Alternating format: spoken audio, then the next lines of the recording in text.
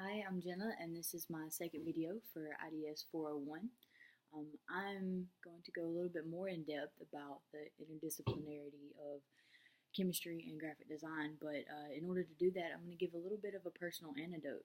So, when I first came to college, I started majoring in polymer science and engineering. And I did this because when I came to preview USM, I was told that it was it ranked third in the nation for polymer schools. And so I thought this would be the perfect way to do something new and innovative, something blossoming, something prosperous. I would be able to make a lot of money in this field. But as time went on and people would ask me what I was doing at USM and I had to explain to them what polymer science and engineering was, it started becoming more evident that it wasn't as well renowned as I thought. And explaining it to common folk that weren't scientifically inclined was increasingly difficult. Um, so later on in my junior year, state requirements changed, and we had to take 15 hours instead of 12. And I was already working full time. I was already taking labs, and I knew that adding more difficult classes to my schedule would just bog me down in the long run. And so a passion of mine has always been art. I've always been creative. I said that in my last video. And so I knew that adding graphic design to my schedule would make it easier to fill those time requirements. And so now that I'm an interdisciplinary student and I've gotten to look at both of these subjects equally and put together in a sense, it lets me see that the interconnectedness is one that's a lot easier to explain to people, but I still get the question, what are you going to do? What are you going to do with it? So for my research, our environment, our perception, and our imagination are the three factors that I have looked at that really influence our learning capabilities. And so for graphic design and chemistry to come together practically, I think learning and teaching is the most important method that demonstrates this. So one of my research questions is, how are beautiful things created? And beautiful things, that could be anything. Art is everywhere. Everything can be considered art if you think it's beautiful. And so fathomability is something that I do not believe should be a hindrance. It should not be a restraint. Your imagination should have limitless potential. And if you can imagine it, could you draw a picture of it? Could you tell me what it was supposed to be, even if you couldn't, depict it as accurately as you wish? Why is that not encouraged more or less in education is what I'm looking at. Because I've come to find out that art, it acts as a catalyst. In chemistry, you have reactions, and catalysts can speed up or slow them down to whatever desired outcome you wish. And for art to act as a catalyst, it promotes self-identification, it promotes self-aesthetic style, it promotes learning abilities that you probably won't get just from someone telling you or showing you. But if you actually put it on paper yourself, it gives you a new grasp on that information. So in essence, our passions and what we are passionate about have every bit of importance on our future as our environment and our perception. And so if our environment and our perception are not encouraging those passions, then what is the point of even calling them a passion? In my research, I've also looked at Harry Potter and the inventions that we could get from Harry Potter, the ideas that we could get from Harry Potter, and the technology that can reproduce them, and how fathomable it actually is, and how practical it actually is.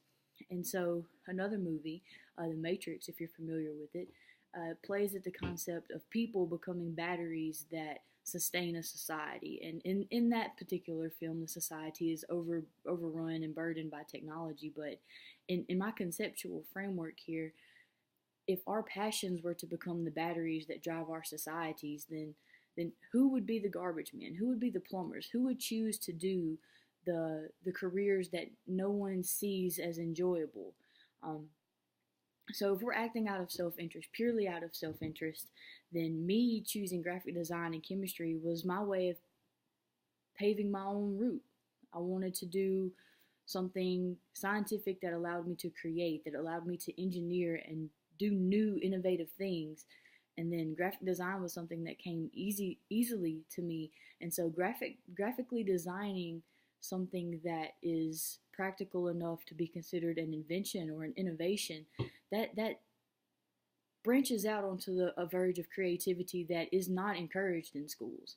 I know this because I did an interview with two kindergarten teachers. One of them happened to be my sister, but they were telling me that if it's not tested by the district, if it's not producing results for a school district, then they don't encourage it. And art isn't really testable. Art can't produce, scores that you can compare to a national average in order to see where you rank. But science can, math can, other things can.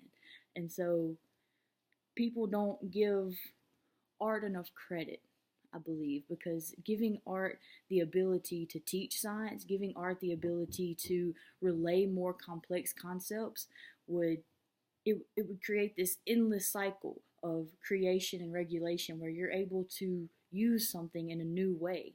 And knowledge is something that we've used in that new way consistently, because if we didn't have the passing on of knowledge, if we weren't able to communicate our thoughts and feelings and emotions and what we've learned about our environment, then future generations would not be able to survive. So if we're not hindered by our environment, our culture, our upbringing, or simply our emotional state, if we're not hindered by those things, our passions, they become what gives us our future. Our passions become our future. And so for my method section, the way I want to go about researching this in the future is going to be teaching. And like I said before, I am acting out of self-interest and motivation because my college career has been financially motivated. I've done certain things and done things a certain way only because of financial aid and because of the debt that I'll be facing once I do graduate. And so to teach for 5 years after I graduate in a low-income district, which means a district that is in need of teachers, my student debt can be repaid. So it's a win-win situation. I get to influence the next generation and teach them things about art and use art to teach them things that they may see as too complicated. And I also get my debt repaid and can continue my education and continue researching the things that I care about. But for my methods, in order to evaluate these students, I think 5 years provides a good time frame for me to evaluate someone who transitions through high school and into their early steps of life, or perhaps into university. And the questions I would like to survey these students and the questions that I would like to survey them with are very simple, very general, but it would give me insight into the users of education, the ones that are experiencing it now, because even though I'm young and have been out of high school only 5 to 6 years, it's still different than when I was there. So the questions, the first one would be, what is the most difficult part of school? And I expect many different replies to this because everybody learns differently. The second question would be, do you like learning new things? And this will reflect on their outlook, their optimism or pessimism of how they've been conditioned to think of education, how they've predetermined school will go. If they're not excited, then obviously they're not very confident in their learning abilities. So the third question would be, how creative are you? And asking how creative someone is like saying, well, it's actually trying to put a scale on that creativity, make it a creativity meter, I guess. And to register that for every individual student, it's not all going to be the same. Each person's standards and specifications of perfection will be different. And I think that is one of the most beautiful things about art, because it allows them to learn in their own way. So in conclusion, in order to interact with our surroundings in the most efficient way, in order to pass on knowledge of things that are difficult, like chemistry, we need to interact with students on a level that is easily understandable, which art is. And art, referencing that interview with the kindergarten teachers again, is crucial in understanding concepts. In elementary, early childhood education, discovery and being able to put those ideas on paper is what makes it all worthwhile. It bright. It's like the light bulb going off inside your head. So I think that's about all. Thank you for watching, and I hope this video is better than the last one.